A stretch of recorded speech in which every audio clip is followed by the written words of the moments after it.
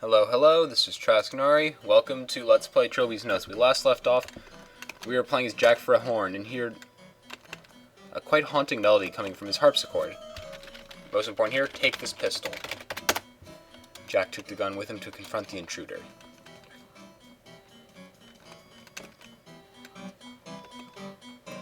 Doesn't that look familiar?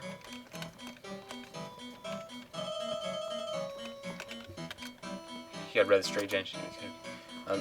He knew with absolute certainty that the tall man would destroy him were he not destroyed first. Shoot, tall man. You won't take me, Damon. Jack!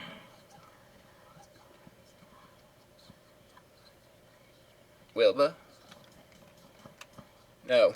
Oh God, no. But I could have sworn. You! I know you! You have... Oh God. Please forgive me, your majesty, for my transgressions. I am a worthless craven fool, not worth a second of your precious time. I beg you, spare me. I will redeem myself for my offense. I will be yours forever, body and soul. Thank you, my lord. Thank you. Identified himself as one Jack for a horn. This may have been the same Jack for a horn who went on to form a bizarre religious cult. A depraved group of paganistic worshippers who were spoke of with the most derision by conventional society. With my latest flashback and knowledge of the history of the cursed wood gained another step. Before the crate had been a harpsichord, and sometime before the harpsichord had been part of some kind of hostelry in Wales. An inn called the Unicorn. Why did that ring a bell somewhere in my recent memory? I had definitely seen something with the Clanbrowen hotel that was linked to that place. But where? Sealpond? Alright, now let me fill in the blanks that Trilby left out. The thing that reminded me of the Unicorn was, I know it's kind of hard to see with this kind of pixelated graphics, but in the convention hall there is something with the picture of the unicorn. Take paper. Victim 5, Frahorn. The third man who desired judgment was Frahorn, who had bought from those who made luxuries with the wood that was the prince's soul. The prince came and struck down the lover of Frahorn, and Frahorn knew the name of the king. And Frahorn said, I know you now, O prince, who was the arrogant man, and I anticipate your wish, and I will devote myself to the spreading of the teachings you have brought me in the love of the king. And the prince was satisfied, and Frahorn was called all those who would listen, and they were formed an order of the blessed agonies that would work to redeem the follies of the men of technology. Oh, fun. Save the game. Open door. Now let's go down to the convention hall.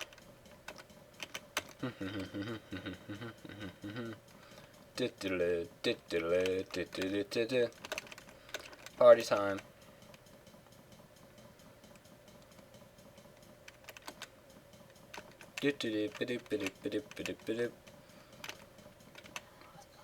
Oh, that's fun.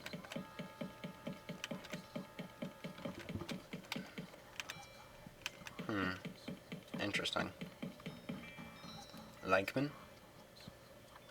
Lankman, white! Weird. Take meat.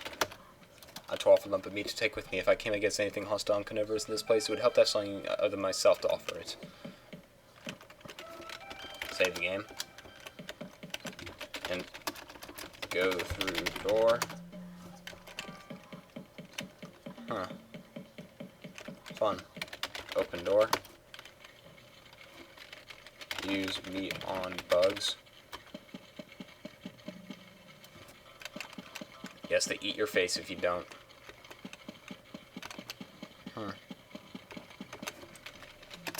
Look at corpse. At least two individuals had met with sickly ends down here. One of them had been almost completely picked clean by the beetles. The other I noticed was heavily decayed except for his hand, which was fresh and pink. I wonder if this hand has something to do with the puddle of water it was lying in. And yes, the pills no longer work. That's why we had to come down here. Drink water. It was almost as if the water was drawing me to it. Not like a scrabbling thing in my mind like a chisel or a painting, but more like a beckoning siren. I couldn't help myself. I crouched down and dipped my hand, and it felt uncommonly refreshing and brought up to my lips my unhygienic surroundings forgotten. A pleasant feeling of simultaneous coolness and warm spread from my stomach. I realized that the water had some sort of rejuvenating effect. I had no explanation for this at the time, but I didn't care. I was beginning to feel in the back of my mind the familiar tickling sensation that indicated a reality shift, so I swiftly scooped a few drops of the liquid into my pill bottle, shaking it through the remaining pills. Okay. That's fine. Okay. Yeah, I think we can just walk up there. There we go. Okay, so that was the basement. And yes, I forgot to mention and show, but the pills don't work when that happens. You have to go down there and mix the magic water with your pills. Open door. Oh, Tari, it's you. Have you seen Siobhan? I was about to ask you that. What did you do to the girl? I hope you didn't intend to seduce her away from my services with your beguiling looks. Abed, I need you to understand. You and I and Siobhan are all in critical danger. There's something evil in the hotel and it's closing in fast. Mr. Trilby, I have been over this hotel several times. Apart from us, there's absolutely nothing here. Please keep your fairy stories in the playroom where they belong.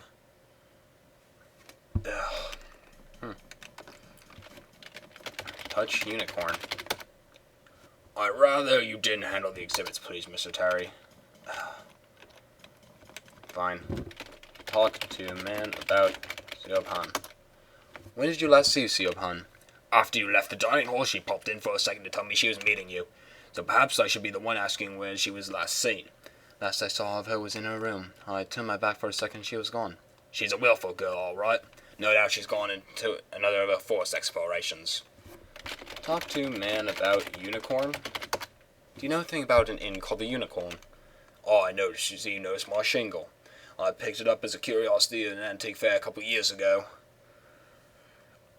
Dates all the way back to the Elizabethan period, for what I understand. Just can't find a buyer for the damn thing. Don't suppose you have any claims you might go for it? Possibly. Do I have your permission to examine it?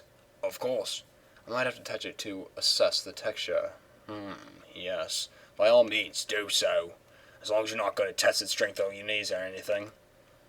Why would I do that? Okay. Touch unicorn. The shingle's design was a simple one of a unicorn's head in half profile, painted with the average ability of a dark oak backing. As I pressed my fingertips to it, however, the design seemed to extrude from the backing like a hologram, and it seemed to draw closer until my vision was filled with wood grain and mediocre brushstrokes. I could vaguely detect the professor speak to me over the very edge of my hearing, but by that time I realized I was already gone. Somewhere in Wales, July 28th, AD 1581. Owen Somerset, remember that last name. A traveling merchant was on his way back to his wife and family in London, having concluded some business and dealings in Ceredigion. Caught suddenly by a summer storm, he had spied an inn by the side of the road and marveled at his good fortune. Faith, 'tis evil storm that blights the sky tonight. Aye. I must have the Almighty on my side to find it so close to an inn that as it broke out. Aye, perhaps. Yarg. The innkeeper seemed quite taciturn, but Owen was in good mood and was determined not to let it leave him. It was probably too late to continue writing, and if the storm cleared, Owen decided to inquire after midnight. Actually, we are going to take a break right now. We'll continue later. Save the game, and I'll see you guys later.